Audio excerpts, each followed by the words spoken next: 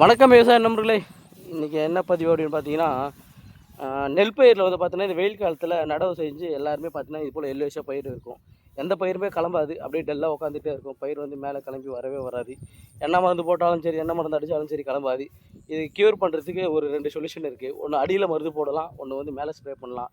அடியில் என்ன மருந்து போடலாம், மேலே என்ன மருந்து ஸ்ப்ரே பண்ணலான்னு சொல்லிட்டு ஃபுல் டீட்டெயிலாக சொல்கிறேன், நோட் பண்ணி வச்சுங்க. இதே போல் பயிர் வந்து பார்த்தீங்கன்னா எல்லோஷாக இருக்கும்போது என்ன பண்ணுறீங்கன்னா, தயவுசெய்து பயிர் வந்து பிடுங்குங்க. பயிர் வந்து பிடுங்கி பார்க்கும்போது என்ன ஆகும்னா, அடியில் வெறும் வந்து வெள்ளை வெறும் வந்திருக்காது. நடவு செஞ்சு ஒரு 30 நாள் ஆகட்டும், 40 நாள் ஆகட்டும், பயிர் வந்து பார்த்தீங்கன்னா அப்படியே ஃபுல்லாக இலெல்லாம் தீஞ்சு போயிட்டு இருக்கும். நுனி இலெல்லாம் அடியில் வேரெல்லாம் பார்த்தீங்கன்னா நல்லா கருப்பு கலரில் இருக்கும். அந்த கருப்பு கலர் வேறு வெள்ளை கலரில் மாறினா மட்டும்தான் உங்களுக்கு வந்து பார்த்திங்கன்னா அந்த ஃபால்ட்டெல்லாம் திரும்பும். இதுக்கு என்ன மருந்து போட்டால் உங்களுக்கு அந்த ஃபால்ட்டெல்லாம் க்யூர் ஆகும்னு பார்த்தீங்கன்னா, ஏக்கருக்கு வந்து பார்த்தீங்கன்னா zinc sulphate 10 kilo compulsory use பண்ணுங்கள். ஏக்கருக்கு compulsory zinc sulphate 10 kilo. DIP வந்து ஏக்கருக்கு வந்து பார்த்திங்கன்னா ஒரு 25 கிலோ. 10 kilo compulsory potash. இந்த ஃபார்முலா கம்பல்சரி யூஸ் பண்ணுங்கள், ரிசல்ட் நல்லாயிருக்கும். 10 கிலோ பொட்டாஸ், ஓகேங்களா. இது கூட வந்து கார்பன் டை மேங்கனீசியம், சலீலா, சாஃபு, ஸ்ப்ரிண்ட்டு, சாஃப்லைசரு, இந்த ஃபார்முலா எதனா ஒன்று ஏகப்பட்ட கம்பெனியில் இருக்கும். இந்த ஃபார்முலா வந்து பார்த்திங்கன்னா ஏக்கராக்கு வந்து பார்த்திங்கன்னா நீங்கள் ஒரு 1/2 கிலோ அந்த ரேஷியோ வந்து நீங்கள் கலந்து நான் சொன்ன டிஏபி, பொட்டாசு, ஜிங்க் சல்பேட் இந்த 3த்தையும் கலந்து மிக்ஸ் பண்ணி போடும்போது என்னென்னா அடியில் வந்து உடனே வெள்ளை வேர் வந்து உடனே வர ஆரம்பிச்சிடும். வெள்ளை வேர் வந்ததுக்கு அப்புறம் தான் பயிர் உங்களுக்கு திரும்பும். வெள்ளை வேர் வரல அப்படின்னா பயிர் திரும்பத்துக்கு ரொம்ப ரொம்ப கஷ்டமாக இருக்கும். இது வந்து அடியில் மருந்து போட்டு பயிரை திருப்பிடலாம் ஒன்று. ரெண்டாவது, அந்த மருந்து போட்டு அப்படியே ட்ரை பண்ணிவிட்டு மேலே என்னென்ன மருந்து ஸ்ப்ரே பண்ணலான்னு பார்த்தீங்கன்னா, 1 லிட்டரு தண்ணி நான் வந்து ஒரு ஏக்கராக்கு வந்து ரெஃபர் பண்ணுறேன். நீங்கள் வந்து எத்தனை ஏக்கரா வச்சுன்னு இருக்கோம் அப்படி மல்டிப்ளை பண்ணிங்க.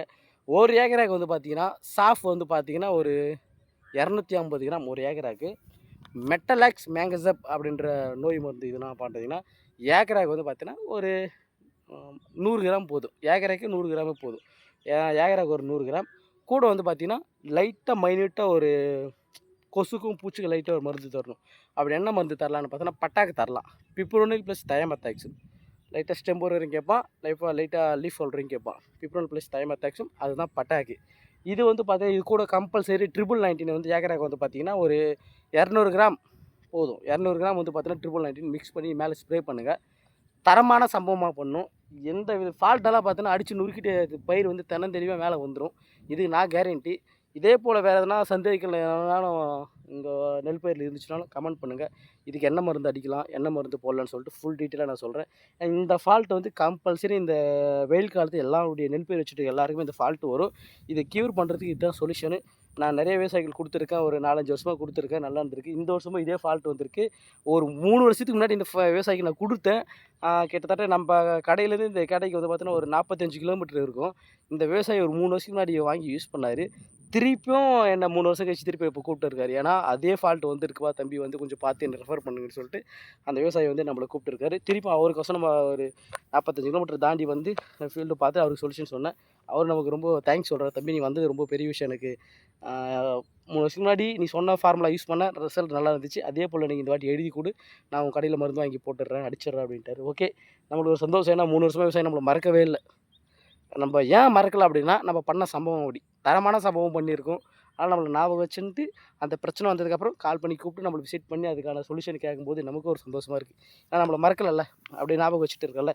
இந்த பிரச்சனை இந்த அக்ரிகிட்ட தான் நம்ம க்யூர் பண்ண முடியும். எத்தனை அக்ரி இருந்தாலும் ஒரு சில பேர் வந்து ஃபார்முலா சொல்லுவாங்க, அது செட் ஆகாது. இந்த அக்ரிகிட்ட போனால் இந்த சொல்யூஷன் நல்லா இருக்கும்னு சொல்லிட்டு நம்மளை தேடி வந்திருக்காரு. தரமான சம்பவம் பண்ணி இப்போ ஒரு 3 வருஷத்துக்கு முன்னாடி என்ன பண்ணி அண்ணனுக்கு வந்து தோட்டத்தை திருப்பணும், இப்போ நெல் பயிர் அதே போட்ட தோட்டத்தை நம்ம அழகாக திருப்பி தரும்.